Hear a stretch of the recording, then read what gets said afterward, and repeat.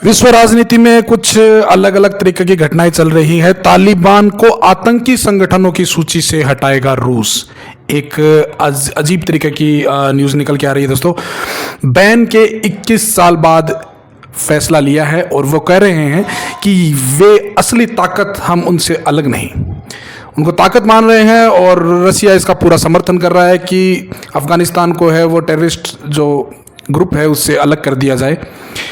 रूस तालिबान को प्रतिबंधित आतंकी संगठनों की लिस्ट से हटाने वाला है और रूस की स्टेट न्यूज एजेंसी RIA नोवोस्ती ने इसकी जानकारी दी है दोस्तों।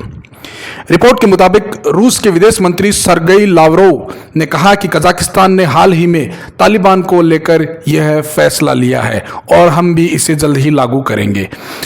तो काफ़ी इसके पर्सपेक्टिव में अगर देखा जाए, ग्लोबल टेररिज्म को हटाने का मुद्दा तो अब रह ही नहीं गया है। एक देश दूसरे देश को दबाने की कोशिश करता है। अभी आपको पता है रशिया यूक्रेन वार चल रही है, लेकिन फिर भी हर एक अपना अपना ग्रुप एडजस्ट करने में लगा रहा। लावरोव ने कहा है कि तालिबान असली ताकत है, हम उनसे अलग नहीं है।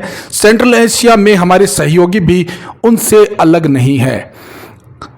सीधा समर्थन दोस्तों, सीधा समर्थन। अफगानिस्तान पर तालिबान के कब्जे के 3 साल बाद रूस ने यह फैसला किया है। दरअसल पिछले साल के अंत में कजाकिस्तान ने तालिबान को बैन किए गए आतंकी संगठनों की लिस्ट से हटा दिया था।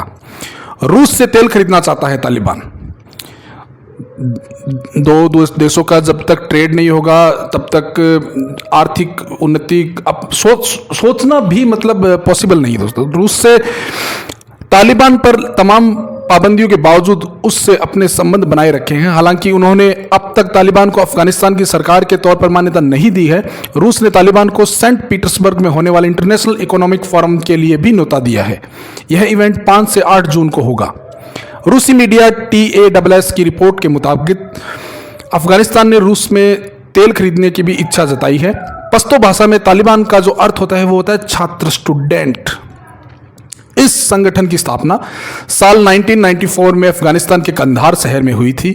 यह उन गुटों में से एक था जो सोवियत संघ की वापसी के बाद अफगानिस्तान पर कब्जे के लिए गृह युद्ध लड़ रहा था। तालिबान ने अमेरिका की मदद से सोवियत सेना को खदेड़ा था। इसके सदस्य अफगानिस्तान के मुजाहिदीन लड़ाके थे जिन्होंने 1989 में अमेरिका की मदद से सोवियत सेना को खदेड़ा था। तब दोनों पक्षों के बीच 9 साल तक जंग चली थी। 1999 में UNSC के एक रिजोल्यूशन अडॉप्ट किया गया था। इसमें कहा गया था कि तालिबान दुनिया भर के आतंकी संगठनों को पनाह देकर उन्हें प्रशिक्षण देने का काम करता है। और इसके कुछ महीने बाद ही रूस के राष्ट्रपति व्लादिमीर पुतिन के एक प्रस्ताव पर हस्ताक्षर किए गए थे जिसमें UN रेजोल्यूशन को स्वीकार करते हुए तालिबान पर पाबंदियां लगाने की बात कही गई थी। इसके बाद 2003 में रूस की सुप्रीम कोर्ट तालिबान को आतंकी संगठन घोषित कर दिया गया था। रूस ने कहा था कि रूस के चेचन्या में तालिबान के अवैध संगठनों के साथ संबंध है। वह उज्बेकिस्तान, तजाकिस्तान, किर्गिस्तान पर कब्जा करने की कोशिश कर रहा है। इसके बाद साल 2017 में रूस ने अफगानिस्तान की तत्कालीन सरकार को और तालिबान के बीच समझौता कराने की कोशिश की थी जिससे अफगानिस्तान में शांति आ सके। तालिबान ने 2021 में अफगानिस्तान पर कब्जा कर लिया था।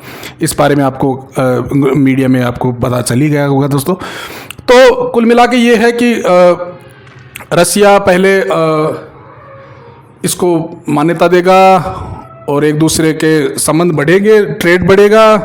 देखते हैं किस मोड पर जाती है ये विश्व राजनीति। धन्यवाद दोस्तों।